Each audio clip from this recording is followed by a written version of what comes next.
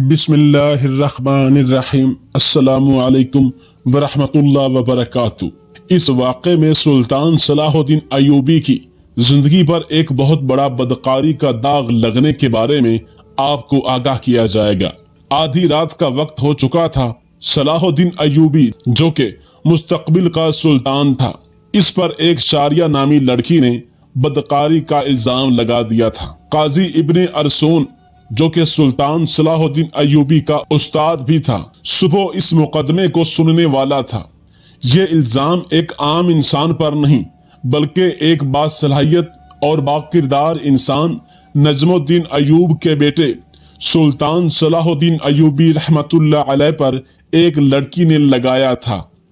काजी इब्ने अरसून बहुत परेशान था कि अगर मेरे शागिर्द पर लगाया गया इल्जाम सच साबित हो गया तो मेरी सारी जिंदगी की तालीम और दी गई तरबियत पर पानी फिर जाएगा। काजी ने वुजू किया और जाए नमाज पर अल्लाह के हुजूर सजदे में गिर गया और दुआ करने लगा, ऐ मेरे मालिक, तेरे बाकिरदार और नेक बंदे पर मुश्किल वक्त आ पड़ा है। तू इसकी अपनी गैबी मदद फरमा और इसकी इज्जत की हिफाजत फरमा।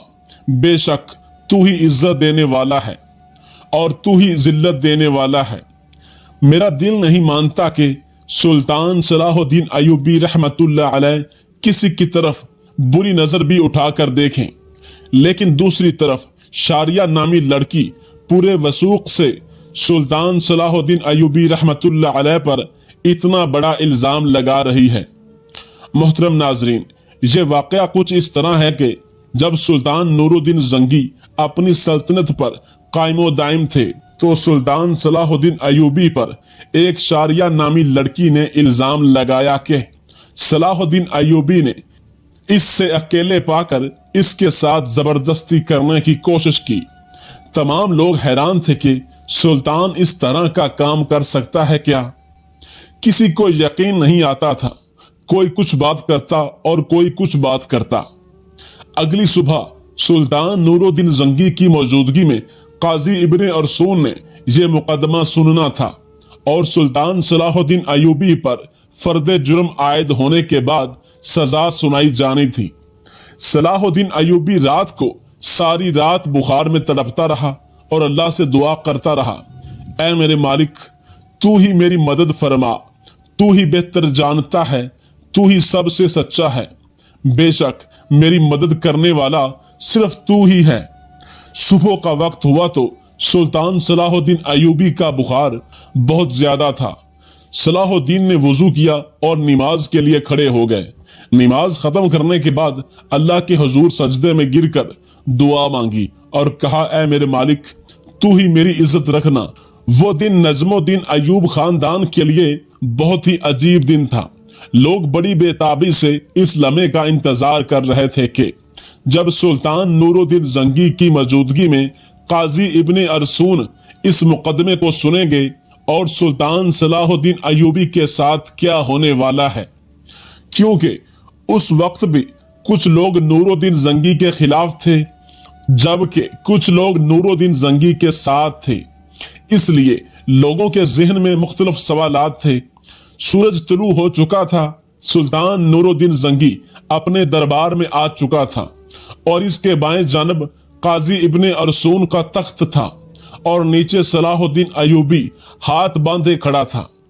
थोड़ी देर के बाद काजी ने फर्दे जुर्म पढ़कर सुनाया और फर्दे जुर्म पढ़ने के बाद काजी सुल्तान सलाहुद्दीन अय्यूबी से मुखातिब हुआ और कहा कि तुम्हें अपनी सफाई में बोलने का पूरा हक है। काजी की बात खत्म होते ही सुल्तान सलाहुद्दीन अय्यूबी रहमतुल्लाह अलैह ने काजी से मुखातिब होते हुए कहा, काजी साहब, जिस लड़की को मैंने देखा तक नहीं उसके साथ कुछ बुरा करने के बारे में सोच भी कैसे सकता हूं। यह सुनते ही काजी साहब ने हुक्म दिया कि शारिया नामी लड़की को हाजिर किया जाए। जब वो लड़की दरबार में हाजिर हुई तो लोगों की हैरत की इंतहा ना रही, क्योंकि इस लड़की का सारा जिस्म ढांपा हुआ था और सिर्फ आंखें वो भी बड़ी मुश्किल से दिखाई दे रही थीं। सलाहुद्दीन समझ नहीं पा रहा था कि जिस लड़की को मैंने देखा तक नहीं और वो मुझ पर इतना घिनौना इल्जाम क्यों लगा रही है। मुझसे आखिर ऐसी क्या कौन सी गलती सरजद हुई जो इस लड़की ने मुझ पर इतना बड़ा इल्जाम लगा दिया। काजी अरसून शारिया नामी लड़की से मुखातिब हुआ और पूछा, बताओ सलाहुद्दीन अय्यूबी ने तुम्हारे साथ क्या किया? तो इस लड़की ने कहा कि मैं अपना बयान पहले दे चुकी हूँ, मजीद ऐसी बातें करके मैं अपनी मजीद इज्जत खार नहीं करवा सकती। बुखार बहुत ज्यादा होने की वजह से सलाहुद्दीन का चेहरा जर्द हो रहा था और हाथ कांप रहे थे, जुबान पर भी लर्जा तारी था। देखकर मजमे को यूं लग रहा था कि सलाहुद्दीन अय्यूबी बेकसूर नहीं है। सुल्तान नूरुद्दीन जंगी बड़े गौर से यह सारा मंजर देख रहा था। पूरे दरबार में सन्नाटा छाया हुआ था। लोग बड़े गौर से सलाहुद्दीन अय्यूबी और इस लड़की की बातों को सुन रहे थे। सुल्तान सलाहुद्दीन अय्यूबी ने इस लड़की से कहा कि क्या तुम्हें अपने रब से डर नहीं लगता कि तुम एक बेकसूर इंसान पर इतना बड़ा इल्जाम लगा रही हो?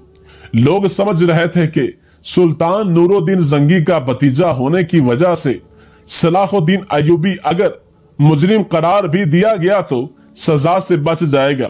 सलाहुद्दीन अय्यूबी ने काजी से कहा कि जब हम किसी भी मसले का हल नहीं निकाल पाते तो हम फिर अपने अल्लाह की तरफ रजू करते हैं, और मैं भी इस लड़की को कहता हूं कि अगर ये अल्लाह को हाजिर नाजिर जानकर अल्लाह की कसम खाकर ये कह दे कि इसका इल्जाम सच्चा है तो मैं वो भी गुनाह कबूल कर लूंगा जो मुझसे सरजद भी नहीं हुआ।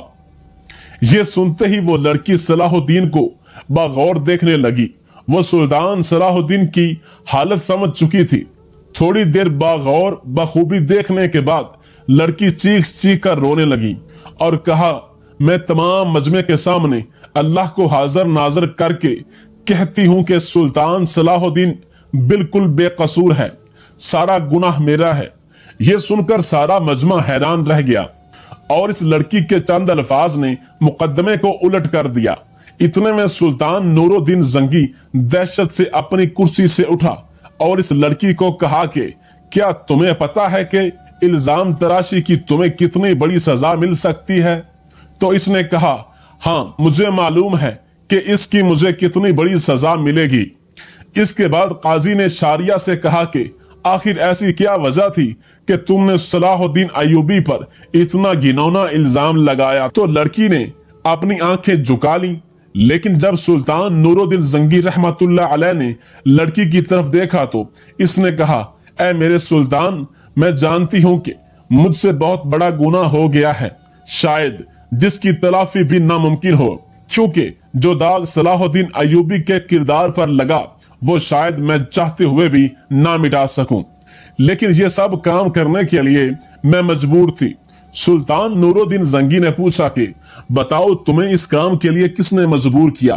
तो शारिया नामी लड़की ने अमीर इब्ने मरकूम की तरफ इशारा करते हुए कहा कि इस आली मर्द अमीर ने मुझे ये सब करने के लिए मजबूर किया। ये सब सुनते ही तमाम दरबारी अमीर इब्ने मरकूम को मलालत और गुस्सा की नजरों से देखने लगे। अमीर इब्ने मरकूम अपनी जगह से उठा और बड़े दबदबे के साथ कहने लगा, ये लड़की झूठ बोल रही है, मैं भी सलाहुद्दीन की तरह इसको जानता तक नहीं। नूरुद्दीन जंगी ने कहा कि कल मालूम हो जाएगा कि कौन बेगुनाह है और कौन गुनाहगार। इसके बाद सुल्तान नूरुद्दीन जंगी ने शारिया नामी लड़की को अपने कमरे में बुलाया और पूछा कि बताओ असल माजरा क्या है? लड़की ने कहा कि एक जंग में मेरे माँ बाप मारे गए थे और मैं इस जालिम अमीर इब्ने मरकूम के हाथ लग गई थी। जे मुझ पर बेइंतहा जुल्म करता था, बेहद तशद्दुद करता था और शाही कनीज के जांच करने के बाद इस लड़की की पीठ पर कोड़ों के निशान भी दिखाई दिए गए। और उधर सुल्तान नूरुद्दीन जंगी के खास जासूसों ने शारिया और अमीर इब्ने मरकूम के बारे में सारी मालूमात इकट्ठी कर ली और इनके आपस के ताल्लुक को सुल्तान के सामने बेनकाब कर दिया। ये देखकर सुल्तान ने अगले दिन पूरे मजमे को एक जगह पर इकट्ठा होने की दावत दी। यह दावत इसलिए थी कि काजी इब्ने मरकूम की सजा लोगों के सामने दिखा सकें। तमाम लोग बड़ी बड़ी दूर से अमीर इब्ने मरकूम की हालत देखने के लिए आए। जब इसको मैदान में लाया गया तो सख्त जंजीरों में जकड़ा हुआ था, लोग इसको मलामत की नजरों से देख रहे थे। शरीयत के मुताबिक इसे 70 कोड़े मारे गए और इसके बाद सुल्तान नूरुद्दीन जंगी ने इसकी तमाम जायदाद जब्त कर ली, इससे शाही ओहदा भी ले लिया और इसकी तमाम जायदाद सुल्तान सलाहुद्दीन अयूबी को देने की दावत की। लेकिन सुल्तान सलाहुद्दीन अयूबी रहमतुल्लाह अलैह ने यह कहते हुए ठुकरा दिया कि मैं किसी का माल अपने हिस्से में रखकर गासिब नहीं बनना चाहता। और इसी तरह सुल्तान सलाहुद्दीन अयूबी रहमतुल्लाह अलैह की अल्लाह ताला ने गैबी मदद की और इसके वजूद पर लगा ये बदकारी का दाग दूध की तरह धुल गया। बेशक अल्लाह अपने बंदों की मदद फरमाता है। जो इंसान गुनाह, बदकारी, जना से बचता है तो अल्लाह ताला उसकी मदद फरमाता है। और जिसका खुल्लम खुला वाकया कुरान शरीफ में मौजूद है। हजरत यूसुफ अलैहिस्सलाम के हवाले से जब जुलेखा ने हजरत यूसुफ अलैहिस्सलाम पर इल्जाम लगाया, उसे भड़काया, उसे गुमराह करने की कोशिश की तो दरवाजे बंद होने के बावजूद अल्लाह की गैबी मदद आई और अल्लाह ने उन्हें सुरखरू किया। लेकिन यहाँ शर्त सिर्फ इंसान का अपने रब पर भरोसा और अपने ईमान पर पुख्तगी होनी चाहिए, तो अल्लाह की गैबी मदद जरूर आती है।